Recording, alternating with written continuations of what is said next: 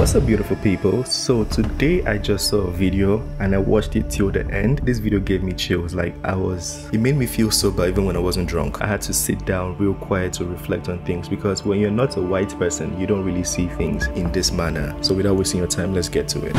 About what we're doing to white people. There's been something going on for a while now that we're being told not to notice. More to the point, that we're asking white people not only to ignore, but to accept. The rising tide of racial hatred against white people.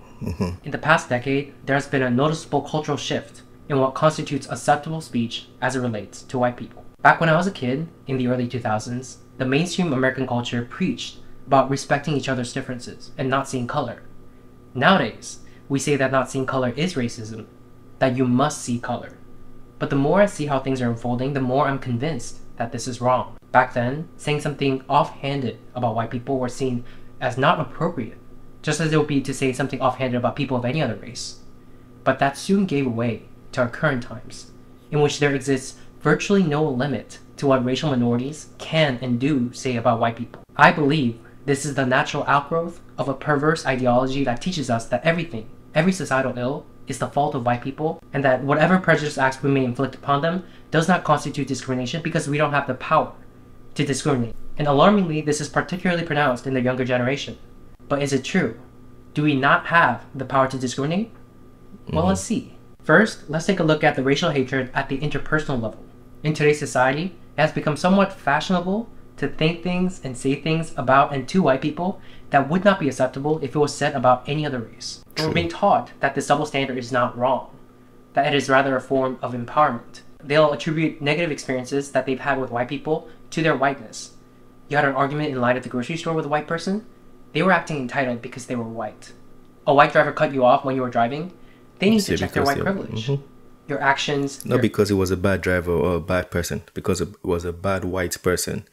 Yeah. Conduct and your existence, in other words, boil down to your whiteness. And ashamedly, at one point in time, this was how I used to think as well. And beyond the people in my circle, I noticed that many people of color have this sort of blasé attitude. An attitude most particularly pronounced when there are no other white people around. Things are being said not just behind closed doors, but out in the open. Not just between close friends, but between complete strangers. So here's the thing. This is something that I've experienced countless times, so I know that there are other people who are experiencing it too. I know it must resonate with at least some of you. The difficulty here is that no matter how many anecdotes I share, they are just that, anecdotes. And people who refuse to believe that this is happening will just chalk it up to my experiences being a fluke. Or worse yet, they'll say I'm lying. So I've compiled some TikTok videos. I want you to take a look at the things that are being said about white people, especially by the younger generation, the kind of statements people wouldn't dare say about people of any other race. This was the part that really, when I started seeing these videos, I'm like, geez, we've taken this really far. Just watch it. Take a look at what is stunningly in vogue in today's society and ask yourselves, where does this lead to years down the line? You have a token white and you're hanging out with your friend group of color. You need to ask permission from everybody in the group to bring your white friend. Don't just bring them with them. I might not. Imagine if a white person said that. Just think about it. A white man comes on social media or on TikTok to say, if you're hanging out with your group of white friends, let us know before you bring the black friend around. Imagine how people are going to receive that. Not be in the mood to deal with white shenanigans that day. That's all I'm saying. And another thing, it feeds into their ego. Don't let them think they're a good white person. Accomplices ask, how can they support Black and Indigenous people of color? And sometimes I really don't know what to say, but here's one easy way. Just don't have babies. Women can single-handedly see what people can say about other people, cause the white genocide that they are so afraid of. With 2.25 billion Asian women and 500 million white men, baby, it'll only take 2 generations. In 2 generations, there will no longer be any blonde-haired... These are some things I noticed about white... Why did they cut the video? I wanted to hear what she had to say. Blonde hair, how she was gonna get really crazy with. That was already inappropriate, but she was gonna go crazier with the inappropriacy, if that's a word. But anyways, it'll only take 2 generations. In 2 generations, there will no longer be any blonde-haired... These are some things I noticed about white American culture. Being grounded is a punishment to them. That's what they call punishment. The least grounded, least balanced, most destructive race considers being grounded a punishment? Yeah. They also say really violent phrases. Like they say things like, kill two birds with one stone. Why do we have to kill the birds? Why is everything so violent? It's almost Is that like a white person thing to say? Like, that is just something everybody says. Like, when you're trying to do two things with one, I don't know, one effort or I don't know, one action. You see, everything has been twisted now to make white people look bad. For me, personally, I cannot judge people based on their race because I've been subdued to situations where I've been in horrible circumstances and different people, from white people to Mexicans to Indians, coming to save me. So I can't, like, it's impossible for me to speak in a manner of race when I'm addressing anybody. One's language and phrases reflects one's nature. So that new Jeffrey Dahmer movie on Netflix is the perfect example of the sensationalization of white violence. People have a much easier time sympathizing with white criminals than they do with black victims. People think these shows are harmless, but they actually contribute to a much bigger issue. It contributes to the viewpoint that white people are less violent than everyone else, and white violence is something to be consumed in media, and that's it. What is with Caucasian people and like their inability to like read a fucking room? Like, y'all act like you don't understand shit because y'all be the first ones during a conversation about the Holocaust to get so mad when black people be like, you do realize that the original Jewish people were black, right? White people. Has there been a white person that we've seen that got mad? Because these things, they're just speculative. You think about ideas, it's like making content. You think about ideas in your room and you're like, oh shit, this is going to blow up if I make it on TikTok. And then you go make it on TikTok and it blows up. And you feel like, oh shit, I'm an influencer now and I should do more. But how many white people have you seen speak in this manner? Do not need to explain to anybody about us all bleeding red because, baby, you all are the people that need to learn that lesson. Clearly, history shows that you all are the people that like to pillage and eradicate, enslave and oppress, attempt to suppress greatness because you all simply don't have it. Right? Here go y'all cum goblins who don't even live in the fucking city. Which, by the way, the Q-tip people are the last ones to ever talk about somebody stealing anything.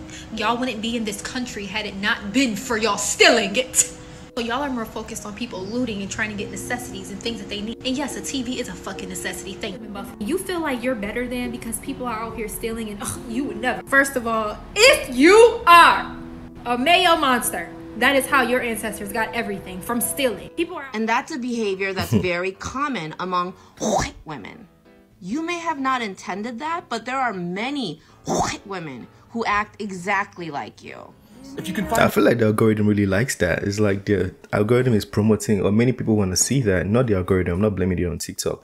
But I feel like more people want to see people speak about white people in this manner, or they relate with it more. That's why people are doing it. You know, as a content creator, what your audience likes, that's what you're going to be making. So I feel like their audience are liking this thing, so they're making it more.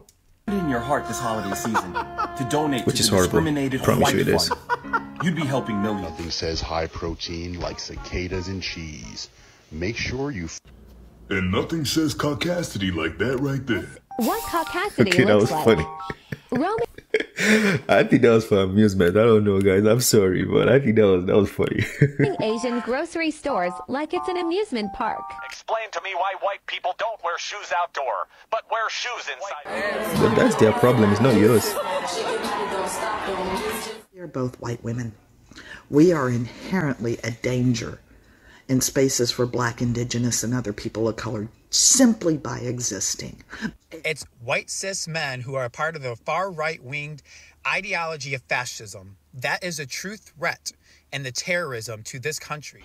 If BIPOC stand in the street and scream at the top of their lungs, I hate all white people, I want all white people to go die, die white devil, you cracker bitch, that's still not racism. You're not. That's not racism? If you scream that, okay, flip the switch, turn it around. Let's say a white man goes and stands on the street and be like, I hate all black people, they should die. One of the good white people. Stop separating us from the bad white people. Don't sit out there in comments and say, we don't claim them. We are them. We are the ones shooting up schools. We are the ones raping people, the ones enslaving people. And I'll say it. I hate being white. It's even the younger people are accepting this. You know, they're accepting this. But there's nothing wrong with you because you're white. Are you a bad person or are you a good person? That is it. It doesn't matter the race. Yeah, which means I'm one of the good ones. Because you accept that you hate being white. Inherently racist. Yes. Can you be racist against white people?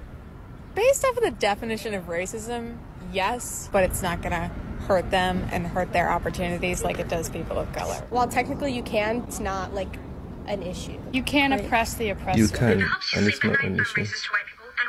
Why do people not understand that you can't be racist to white people? It's impossible. The system is not set up that way. You can insult white people, but it is not racism. Me calling a white person a tub of mayonnaise and a flower-looking ass, that's not racist. You went all the way to Africa to physically take black people from their homes, shove them in on boats where a lot of them got diseases and died, told them where they could sit on a bus, told them which schools they could go to, which water fountains they could use, which bathrooms they could use, and that's sugarcoating it. Those are just terms. You see young people like this that haven't even read their history books. They just hear what people talk and then they start throwing it. They mix racism, slavery, bias, and discrimination. They all just get it entangled and think that is all white people's fault. I'm going to say it now, nobody's going to say it. Because this one, I don't know if she's ever going to see my video, but racism started as first and foremost, was a show of power. If you're stronger than the other community, you go take over the other community and take their slaves. Secondly, it was a business. It was basically a business. You go take people, sell it. Blacks were enslaving blacks. Arabians were enslaving Arabians. Even like Europeans were enslaving Europeans. So when you start making it, if you're speaking in context of slavery, it doesn't automatically mean white people are bad people. It'll mean everybody who enslaved each other are also bad people. That's the whole context. You have to see it that way. And whether you accept the truth or not, it's just what it was. You can't... Anyways. I'm not even describing all the disgusting things I'm African, so I know, and I can tell you. They don't even want revenge. They're letting you guys skate by asking for equal rights. That's it. And you're still saying no? They are not as angry as they should be. Y'all are getting off easy and you're still saying no? This is funny though. Some people look at that and chalk it up to the grumblings of the powerless. That's the idea that when you have a power disparity, the less powerful sort of has this general society given leeway to complain about the more powerful. The villagers complaining about their king doesn't have the same ring as the king making snide and crude comments about the villagers.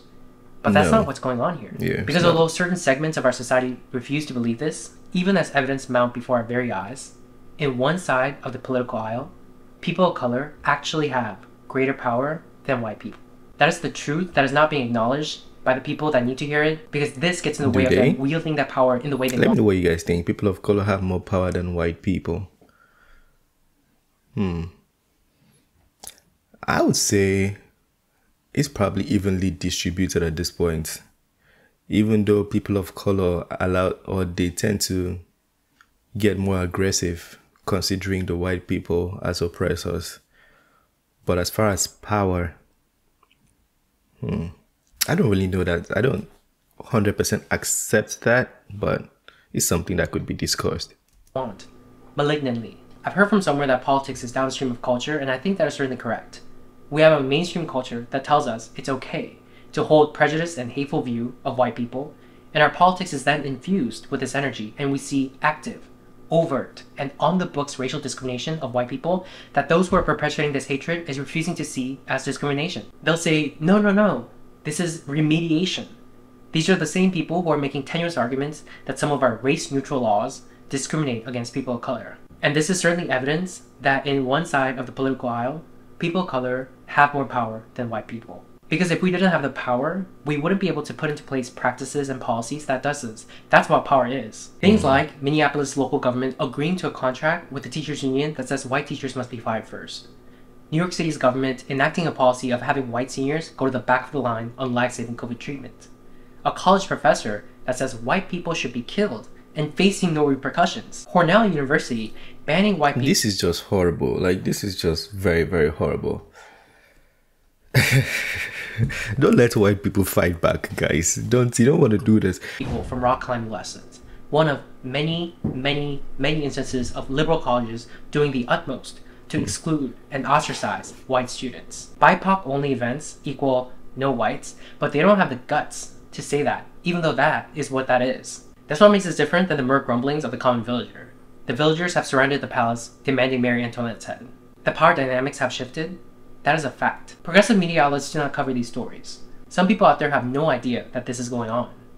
But worse, some others out there know but agree with what's going on. And for those people to convince themselves that this is not racial discrimination, they play mind tricks and word games. They use phrases and talking points like punching up. You can't be racist to white people. You can't oppress the oppressor, meaning I'm acting oppressively, but I've designated you as the oppressor, so everything goes. Or Ibram X. Kendi's infamous words, the only way to remedy past discrimination is current discrimination. Or when people say things like, what we're doing to white people is not racism, because racism is prejudice plus power, and we don't have the power.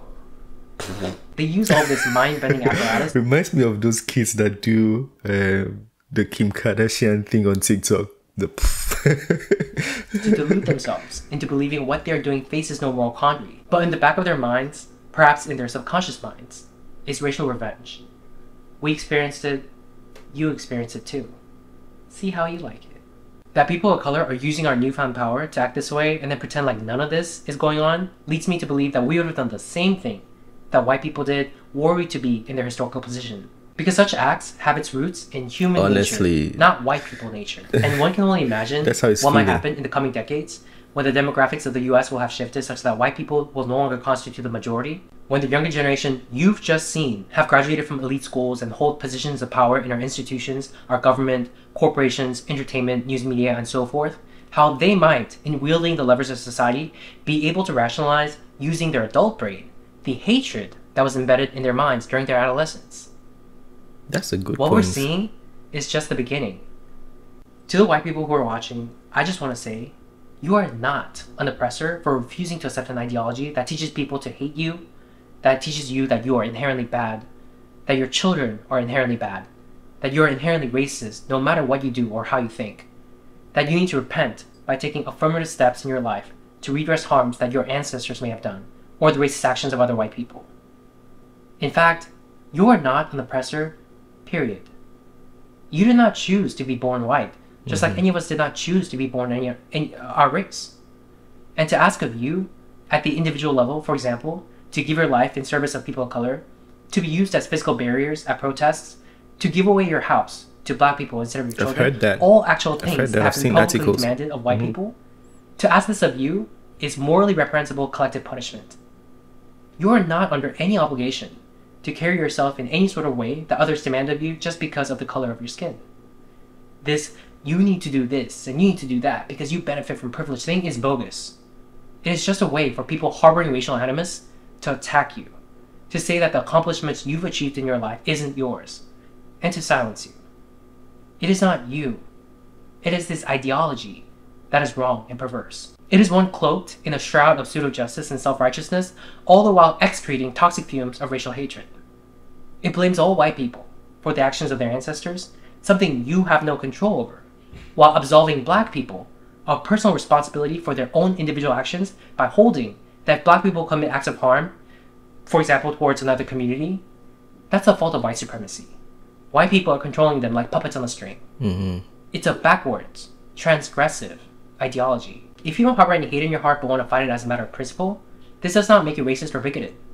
If you refuse to accept their premise in your head, but are He's definitely had enough.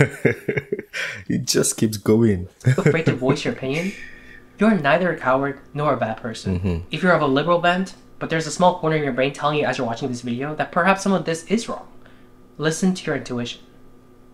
Maybe you think, oh, I agree with most of what the progressive left teaches about racial justice, but just not with some of this disagreeable stuff, only at the extremes. I'm here to tell you that the rot starts at the core.